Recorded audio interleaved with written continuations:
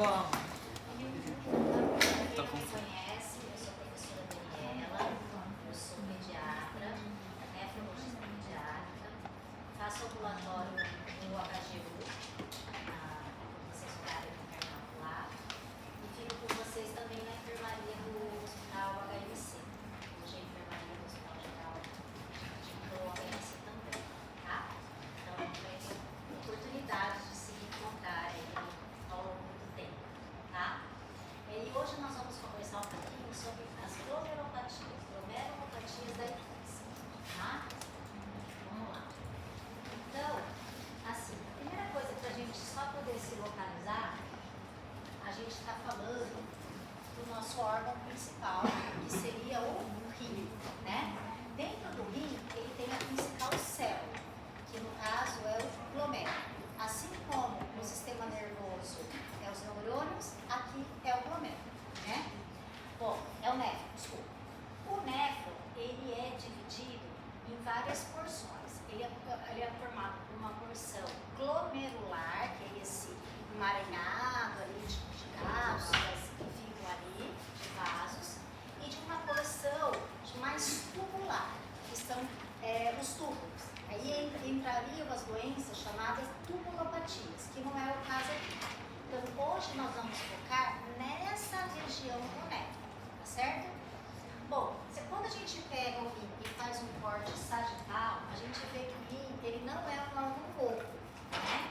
Ele tem a porção mais, aqui que a gente chama de porção mais medular e uma porção mais periférica. Nessa porção mais periférica é onde se encontram os néfrons, principalmente os glomérulos, porque depois os túbulos eles vão se adentrando no rim, tá?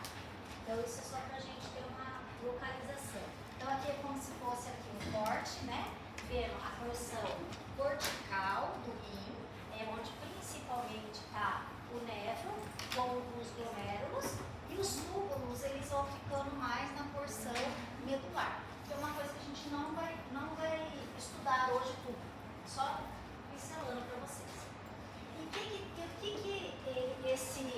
esse néfron faz, né?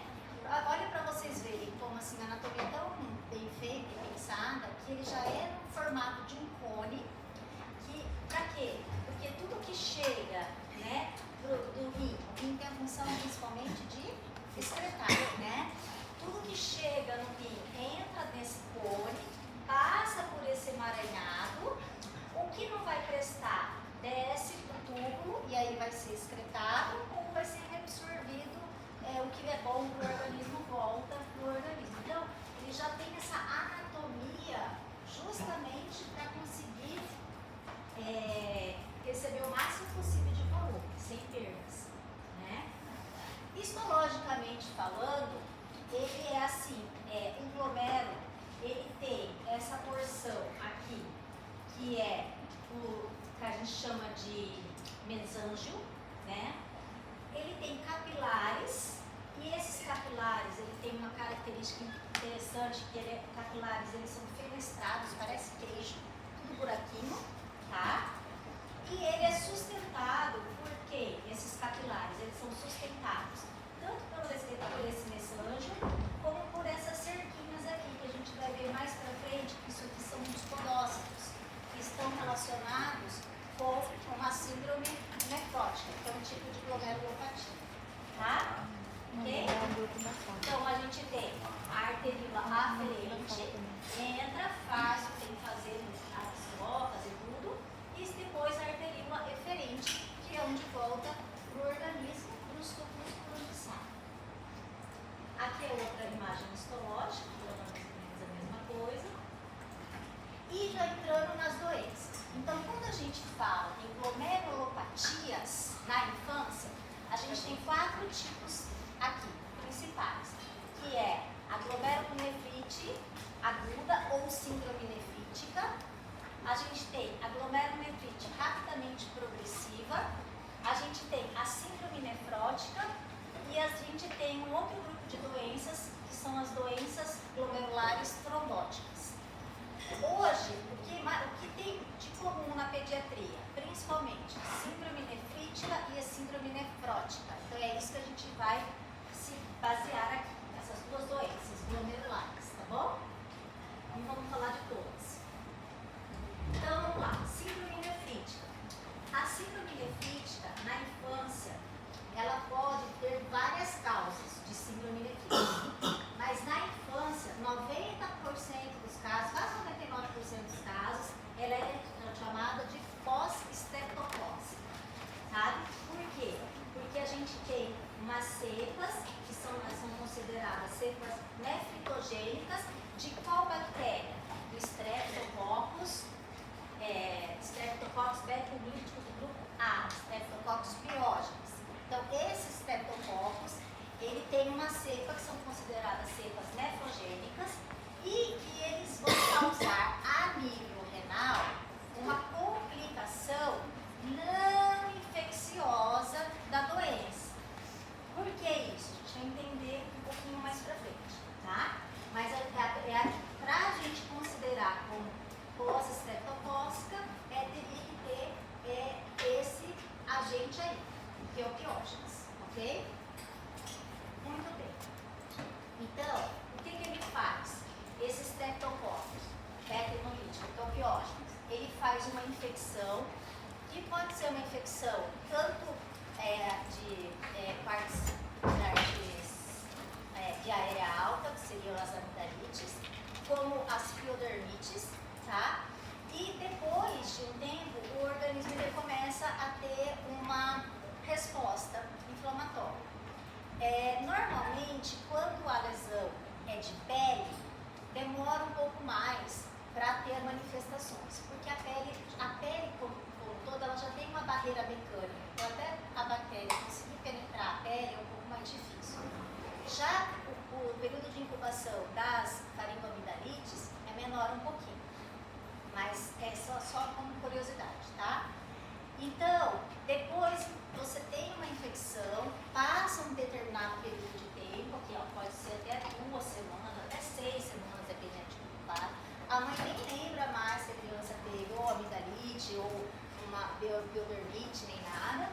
E aí a criança ela começa a desenvolver quadros de edema e hipertensão, hematúria. Por quê?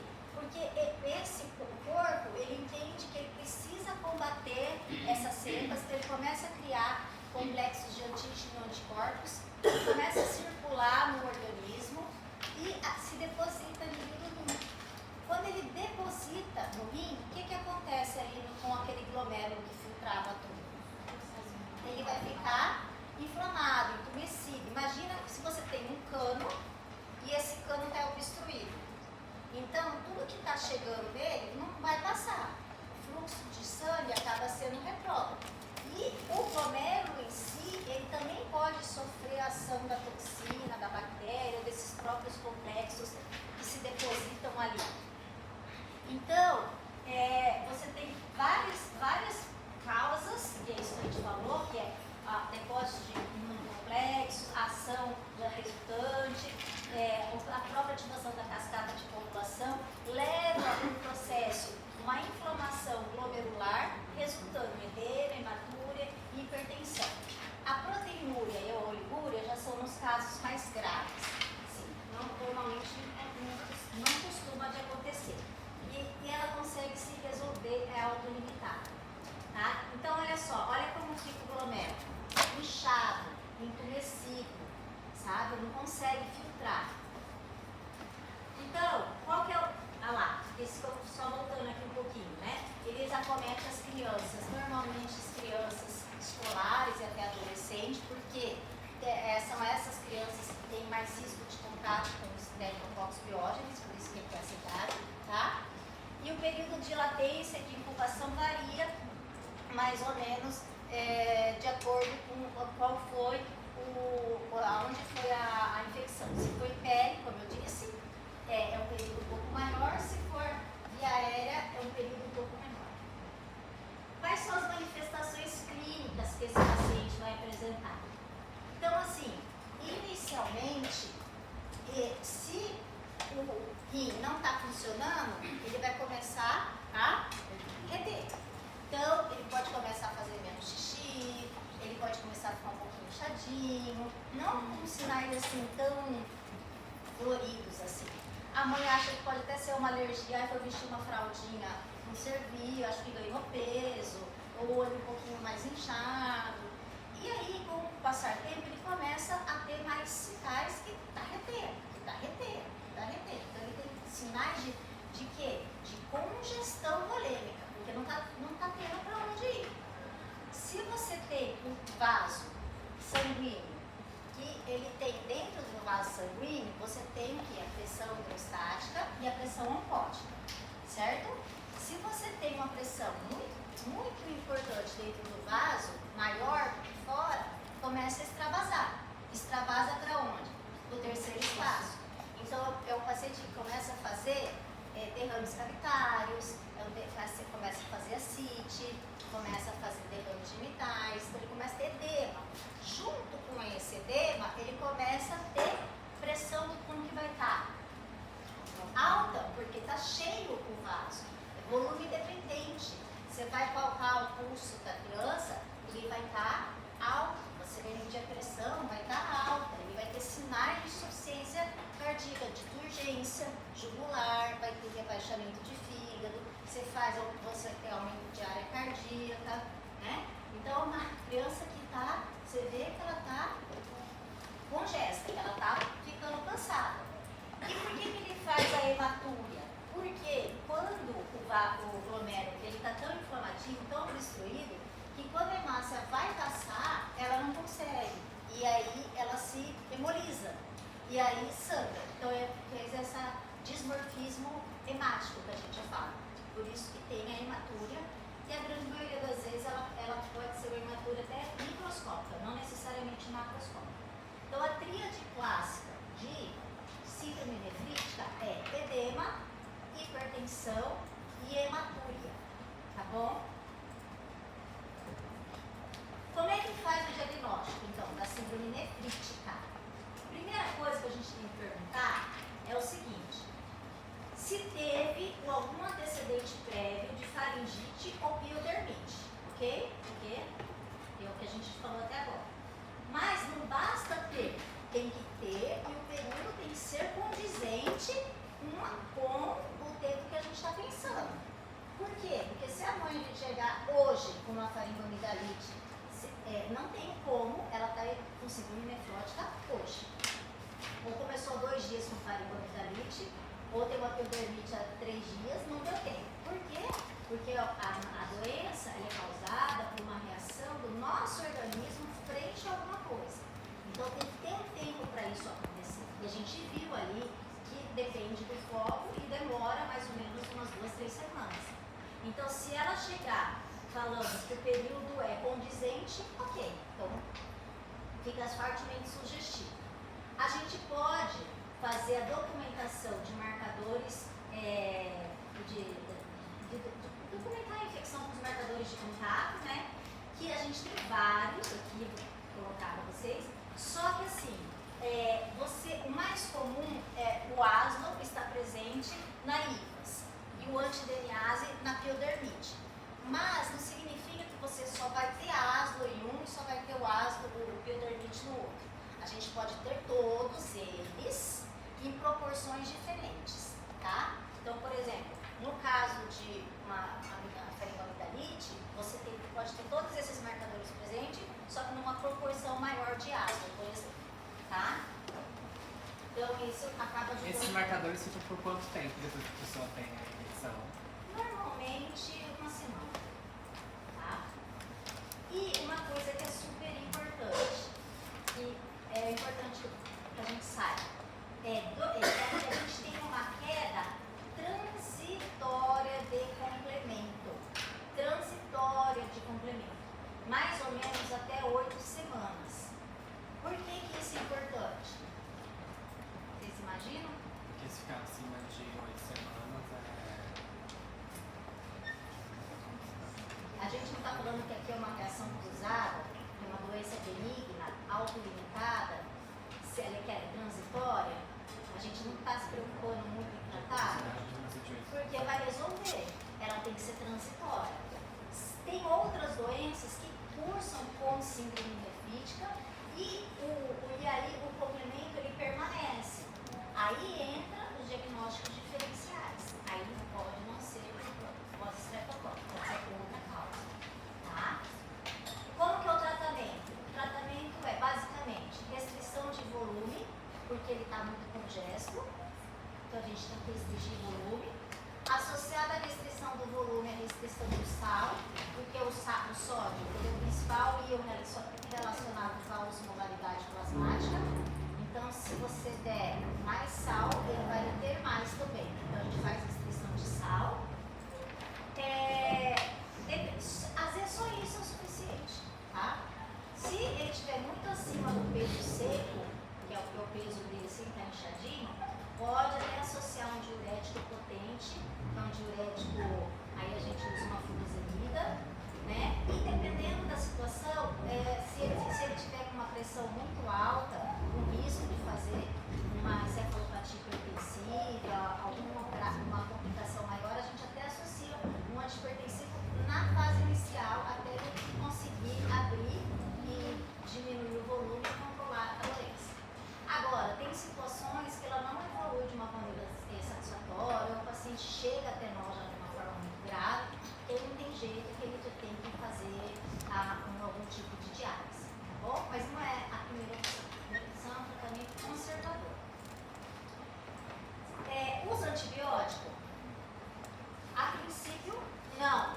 Por quê? Porque, pela definição, é uma complicação não infecciosa do Piógenes, tá? Então, não tem por que usar antibiótico se a gente for pensar numa síndrome nefrítica pura, tá? Ele não vai mudar o diagnóstico. Agora, se ele tiver, por exemplo, pode ser que ele chegue com uma periodermite infectada, uma celulite, aí você precisa usar antibiótico, mas não pela nefrítica, pela celulite. Pode ser que ele tenha uma pneumonia ou amidalite importante, virulenta, aí você precisa tratar esse foco, tá? Mas se você for pensar na doença, não. A não ser que essa mesma bichinho, esse mesmo estrépito, ele gosta de dois lugares de se depositar. Um é o rim e o outro é o coração. Então, essa cepa nefrogênica, ela causa febre reumática. E na febre reumática, a gente tem uma doença estrutural grave, que é a cardite, lesão valvar de mitral. Então, pensando em erradicar o foco, parar de ter a transmissão e para não desenvolver uma febre reumática, aí você usa o antibiótico, no caso faz a bezetacina, tá?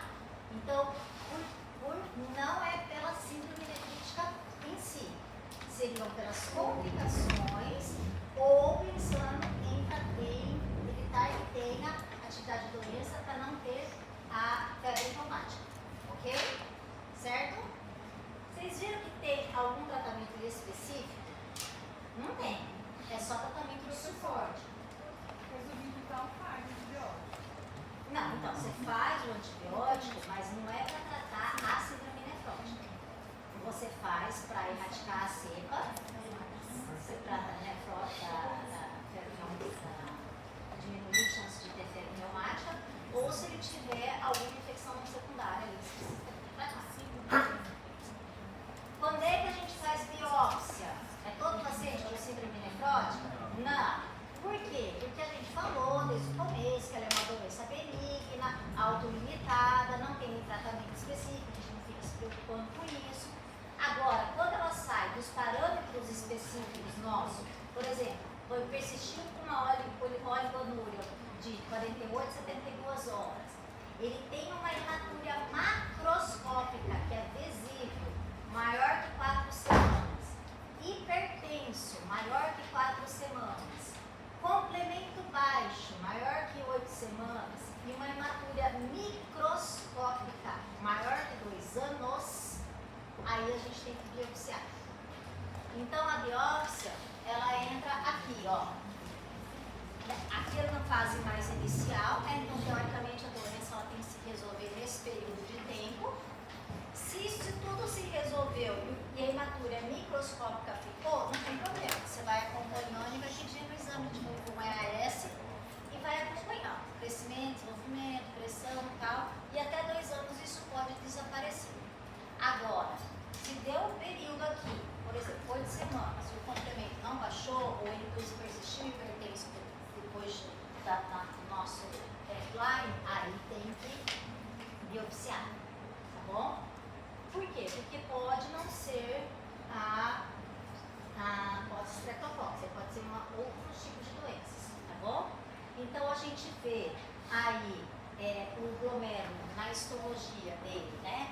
A gente vê todo inflamado, todo edemaciado, e você pode ter na immunofluorescência os depósitos dos complementos e de imunoglobulinas, principalmente complementos. Ok?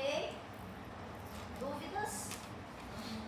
Professora, os marcadores a gente pede ou só em fase de grupos para receber? Pode pedir. Pode pedir. É que às vezes não tem, né, disponível na unidade básica e tal. Mas se você tiver, pode pedir. Podemos ir para a síndrome nefrótica? Sim. Podemos? Então, olha só. Na síndrome nefrótica, é importante a gente falar aqui de uma situação que são... Lembra que eu falei que tinha aquelas cerquinhas que ficavam ali na membrana? Eles são chamados de... são células. Essas células são chamadas de podócitos. E esses podócitos, eles emitem, além de eles servirem como barreira, eles emitem pés mesmos, assim, como o próprio nome diz, ó, que acaba envolvendo parte do glomérulo ali, servindo até como uma barreira de sustentação também, tá? Então, olha só, você tem uma membrana basal que fica embaixo, e ela é responsável por uma barreira de cargas elétricas, e a gente tem os podócitos, que ela serve como uma barreira mecânica, tá? Entre um podócito e outro, existem as ecadarinas e os podocimas e tal. Na síndrome nefrótica, existe, não se sabe por quê, existe um gatilho que faz com que perca essa conexão e tudo que ela servia como barreira mecânica, ele se abre, como se abrisse fazer um rombo, um buraco ali. Começam a passar algumas coisas que não passariam, que não eram antigamente filtradas pelo rim, e aí a gente tem a doença. Então, a síndrome nefrótica, em pediatria, a maioria das vezes, 90% delas, é de causa idiopática ou lesões mínimas. A gente vai ver por quê, tá? Qual que é a definição de síndrome nefrótica? Perda proteica pelo rim ficando baixa no sangue. Então você tem proteinúria e hipoalbuminemia. Por que hipoalbuminemia? Porque a principal proteína responsável pela pressão oncótica é a albumina, tá? Então você tem a perda da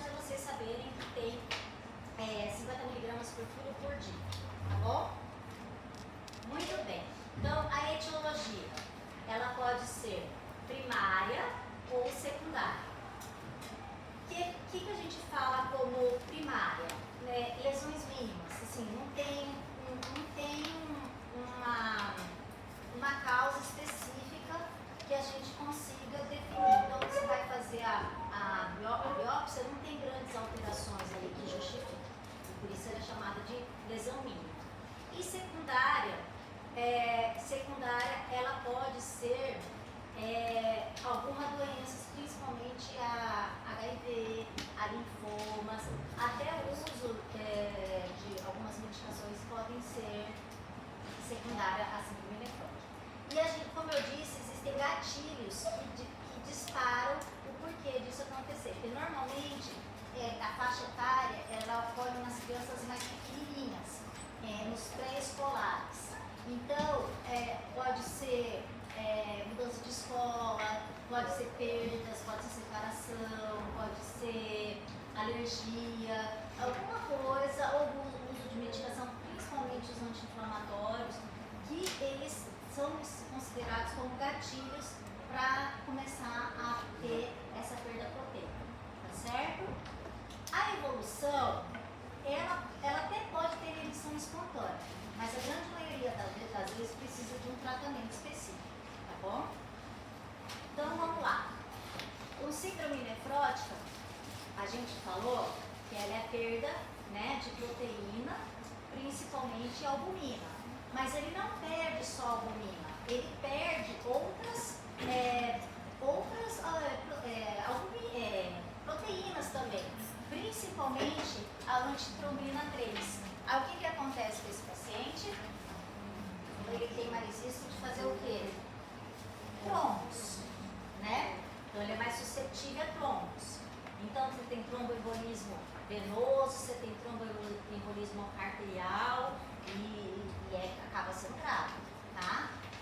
Outra coisa, você tem baixa das imunoglobulinas, principalmente a IgM e a IgG. Aí o que acontece com esse paciente? Ele é mais suscetível a ter infecções graves por bactérias, como principalmente o pneumococo, né? Os haemófilos e gram-negativos. E eles fazem a peritonite espontânea, principalmente o pneumococo, faz bastante, e eles podem fazer, olha aqui, uma lesão grave, ó, uma peritonite grave, uma celulite grave, não evolui tão boazinha assim como a síndrome nefrítica, né? Ele pode fazer infecções por vírus e fazer um quadro grave, por exemplo, de varicela, faz um quadro grave de zósteres. Então, até por infestações por parasitose, pode acontecer casos graves, dependendo da região que você mora, se tem muito desse parasita, às vezes ele faz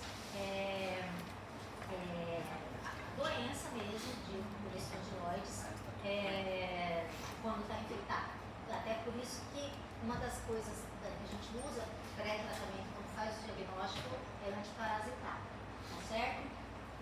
A vacinação é um tema que entra aqui, que é bem discutido com relação à síndrome nefrótica, porque assim, alguns lugares fazem a vacina, outros das vacinas inativadas, né? Outros serviços não fazem. Por quê? Nós aqui adotamos como conduta não fazer vacinação durante o uso da medicação específica, tá?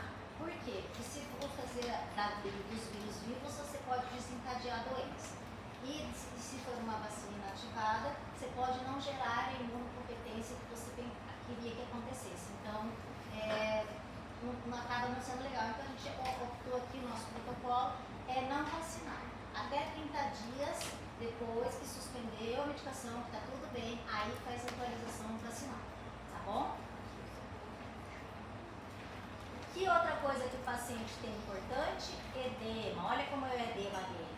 É um paciente que faz o edema lento, edema gradual, é um edema que ele tem um edema assim mole. Você vê, ele faz cacifo, você aperta região de pezinho, região de maléolo, ele afunda, faz essa ascite importante, faz esse, lá o tornozelo, faz um edema periorbitário, às vezes acorda assim, depois vai para o outro lado, aí depois vai descendo ao longo do dia, então, e faz derrames capitários importantes, por exemplo, aí, ó, quase não tem pulmão, né, não sei se respiratório é franco aí, né, que é derrame capitário bilateral, tá? E aí, uma outra coisa que esse paciente tem, que ele perde a albumina que é sintetizada no fígado. Aí o fígado vai tentar produzir a albumina, só que não produz só a albumina, produz as lipoproteínas também. Então, além da apoproteína, que é a albumina, acaba fazendo as lipoproteínas. Então, ele tem lipidemia, com lipodúria e até presença de cilindros graxos, que era o que era visto antigamente na biópsia. Era chamada até de nefrite lipolítica, um negócio assim. Porque só via gordura quando fazia a biópsia. Então, depois que veio a imunohistoquímica e a imunofluorescência, que conseguiu, a microscopia eletrônica conseguiu ver a participação dos podócitos, né, que viu que não é isso. Mas, olha só, então ele tem dois fatores para trombosar. Ele tem um fator da perda da angiospermina e ele também tem aumento do colesterol, né? Pode chegar a ter triglicéridos de 800, 900, com risco de fazer um tromboembolismo alto. Como é que a gente faz o diagnóstico da síndrome nefrótica? Faixa etária, então são os escolares, são os bebezinhos, né? Menores de 1 ano não é tão comum, já é considerada como congênita e o prognóstico é grave. E nos adolescentes também não é comum, tá? Mas de 1 ano, 2 aninhos, 3 aninhos é a faixa etária mais comum. Começa a ter uma urina mais espumosa por conta da hipovolemia, o edema associado às suas complicações, que pode ser todas essas que a gente viu: isquemia, infecções, trombose, a hipovolemia, a anemia, às vezes porque está perdendo transferina, e até nos casos já de doença renal crônica, pode chegar para a gente porque de manejo da criança, né? O que a gente vê no exame de laboratório? A gente vai ter hematúria, que a gente falou no outro. A síndrome nefrítica a gente falou que ele tem hematúria, não é? Aqui ele vai ter hematúria? Não, ele vai ter proteinúria, perda de proteínas, tá? Então, a gente faz, que a gente falou aqui, ó, na definição, maior que 50 miligramas por quilo por dia por metro quadrado, 40 miligramas por metro quadrado, mas esse é o mais importante. Ou naqueles casos que você não consegue colher uma urina de 24 horas. Por exemplo, uma criança de 2 anos usa fralda, como é que faz a coleta? Vai ficar com sonda, vai pesando fralda? Não tem como. Aí a gente faz uma amostra, uma relação, né? Faz uma relação proteína-creatinina urinária. Se essa relação é maior que 2, já é uma considerada como proteinúria nefrótica, tá bom? Tratamento. O primeiro tratamento tem o de suporte, e daí entra a restrição de sal. Por que restrição de sal? Ele está com gesto? Ele está demasiado. Mas para onde está indo? Está indo para o terceiro espaço, não é? Falou? Igual na síndrome nefrítica. Mas como é que está o vaso sanguíneo? Está cheio ou está vazio? Por quê? Porque ele está perdendo a albumina. Ele não tem albumina. O vaso sai para o terceiro espaço, então ele faz o edema, mas dentro do vaso o vaso está vazio. Ele vai ter sinais de congestão? Ele vai ter pulso cheio? Vai estar hipertenso? Vai estar com sinais de urgência? Ou fígado rebaixado? Ele não vai ter isso. Ele vai ter um edema, mas o vaso sanguíneo dele está vazio, está depletado. Mas nesse caso ele vai ter hipotensão? Pode até ter hipotensão.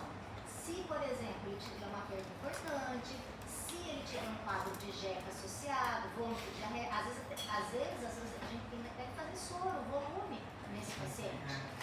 Entendeu, Tatiana? Por quê? Porque o intravascular dele está depletado, totalmente depletado. Mas se Tá? fosse volume, ele vai acabar. Pode piorar, né? pode piorar. Por isso que, dependendo da situação, o que a gente tem que fazer? Então, vamos lá. Essas são situações bem pontuais. Mas o nome, na primeira fase, a gente faz a restrição de sal. Por quê? Porque a gente vai tratar ele com um tratamento específico, que é o corticoide, olha lá, está lá embaixo, corticoide terapia. O corticoide com efeito colateral, ele pode causar hipertensão a longo prazo. Então já tem gente já começa a tirar o sal da dieta aqui, tá?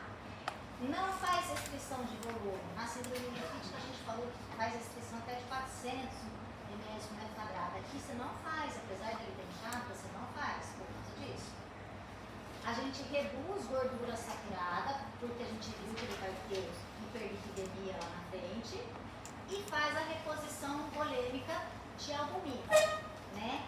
Se a albumina estiver muito baixa, e se estiver baixa, e se ele tiver sinais que precise da albumina.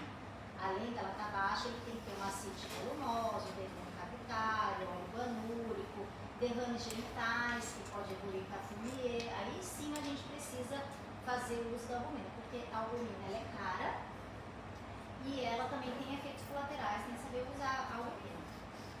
Se chega um paciente síndrome nefrótica para vocês e colocar um diurético de cara, o que vai acontecer com o rim? Vai? Fritar. Porque você já não tem volume chegando, vai terminar, vai fazer uma hipovolemia ali pior, vai fazer até necrose tubular e ele pode entrar em insuficiência renal aguda por conta disso. Porque ele não estava precisando de diurético. Ele estava precisando ao contrário. Certo? Nesse momento aqui, a gente colhe os exames que precisa. Nesse momento, a gente usa o vermífugo, né? E a gente já pensa num tratamento específico que seria a corticoide terapia. Mas aí a gente pensa assim, nossa, mas eu vou fazer o corticoide sem ter a biópsia antes? Sim, vai fazer o corticoide sem ter a biópsia antes. Por quê? Porque, como a gente falou, a 90% dos casos da síndrome nefrótica em criança, ela é idiopática, por lesões mínimas, e responde à corticoide. Diferente se for um adulto. O adulto você tem que biopsiar, porque pode ser um lúpus, pode ser uma crescente, tá aí diferente. Aí você tem que biopsiar. Aqui, a gente já entra com o remédio porque ele responde à medicação. E vocês pensam que é fácil fazer biópsia em criança? Não é. Porque ou era uma biópsia que você tem que ser feita a céu aberto, vai lá no centro cirúrgico, e corta e tira um pedaço, ou o outro método é guiado por ultrassom, né? Então você faz uma leve sedação, guia por ultrassom, põe a agulhinha lá, tira as amostras e manda. Mas isso aqui é caro. Na rede pública, não tem. Na privada, chega de 2 a 3 mil reais para fazer. Então, a gente acaba assumindo como nefrótico por lesão e tratando porque ele, na maioria das vezes, é responsável, ele responde ao tratamento. Tá? E aqui é para vocês saberem, só que assim, pode-se ter uma resposta inicial. Quando que a gente fala que ele está respondendo? É de 4 a 6 semanas, podendo ficar até 8 semanas com o remédio, tá? Isso é normal, é esperado. Bom, então, se ele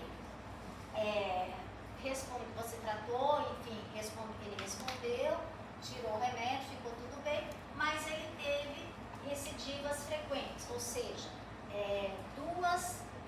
dois episódios em 6 meses ou 3 episódios durante um ano.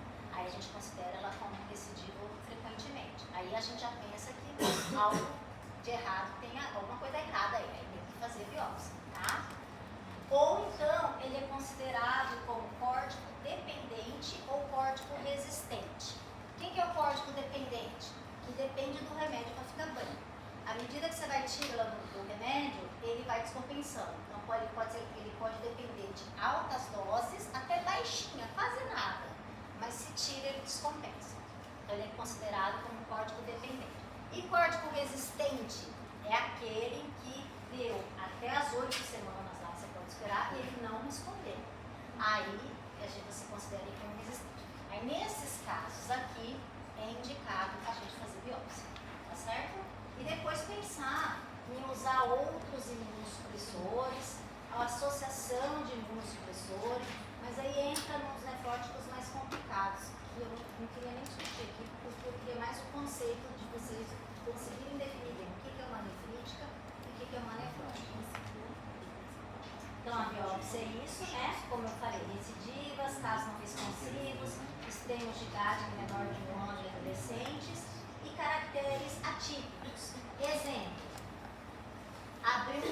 nefrótica, o que é a síndrome nefrótica? Edema, proteinúria, hipolipidemia e... não. Edema, proteinúria, hipobuminemia e hiperlipidemia, certo? E se ele tiver hipertensão? É errado, né? Então não é típico. Não deve ser lesão mínima. Se ele tiver hematúria, aí pode ser uma nefrótica com componente nefrítico. E aí a gente se perde. Aí é indicado fazer a biópsia. Entendeu? Então quando estiver fora do esperado, aí a gente faz a biópsia. E aí na biópsia, antigamente a gente não via nada, né? Era só depósitos de gorduras.